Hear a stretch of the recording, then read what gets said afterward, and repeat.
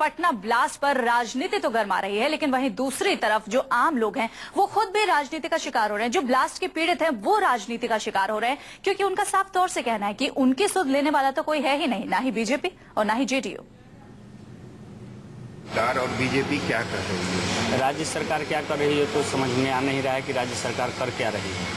अभी तक तो एक एडीएम साहब आए थे तो वो लिख कर ले गए, और एक एडीएम साहब आए तो 20-20 हज़ार रुपया दे गए। उसके बाद राज्य सरकार अभी तक कुछ न देखने आई है, न कुछ पूछने आई है, न कोई आ रहा है या कोई कुछ कर रहा है। बीजेपी पार्टी के बहुत सारे सब कोई आए गए, देखे, भाषण घोषणा होता रहा, बट अगर दिल से पूछा जाए तो माननीय तो कुछ नहीं।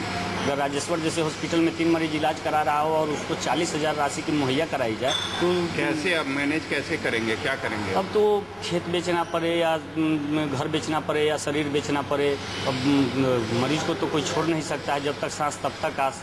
हॉस्पिटल में जितने भी परिजन हैं घायलों के और हॉस्पिटल का जो दबाव पड़ता है, उस बीच तो यही महसूस हो रहा है कि लोग सिर्फ बात करते हैं और हमारे मरीजों के साथ कोई भी है नहीं। केवल खाना पूर्ति के नाम पर आए, हाथ उठाई देने से यहाँ 10-20 काम नहीं चलने वाला है। यहाँ प्रति मिनट यहाँ पैसा चाहिए, बड़ा खर्चा है। हमारा मरीज अभी देखिए कि वेंटिलेशन पर है और पैसा जमा करने का दबाव भी पड़ रहा है हम पर कि पैसा नहीं जमा करेंगे हम समूचा support system, life support system back कर लेंगे। अब इस परिस्थिति में अब हम लोगों के सामने तत्काल तो कोई चारा नहीं, क्योंकि आप लोगों ने आके हम लोगों को आश्वासन दिया। आप मैनेजमेंट हम लोगों से बात करेगा, उन लोगों का ये कहना था मरीज को एक पैसा नहीं लगेगा, लेकिन टाइम पे प्रेशर बनाया जाता है। जैसे अभी हम लोग प्रेशर में 1.5 लाख रुपया तत्काल जमा करने की बात है। आप जमा करिए, नहीं तो समूचा कोलैप्स कर देंगे हम। राजीव, जाहिर तौर पर इन ब्लास्ट पीड़ितों की सुध लेने वाला फिलहाल कोई नहीं है, ना ही जेडीयू ना ही बीजेपी। क्या लगता है कि ये ब्लास्ट पीड़ित यूं ही शुद्ध सियासत का शिकार बनेंगे?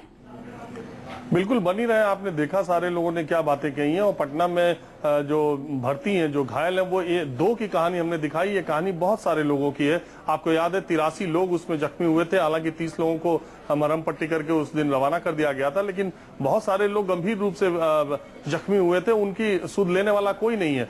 बीजेपी ये कहती है कि राज्य सरकार की जिम्मेदारी है। जो लोग घायल हुए थे, नीतीश कुमार ने वादा किया था वो इलाज कराएंगे।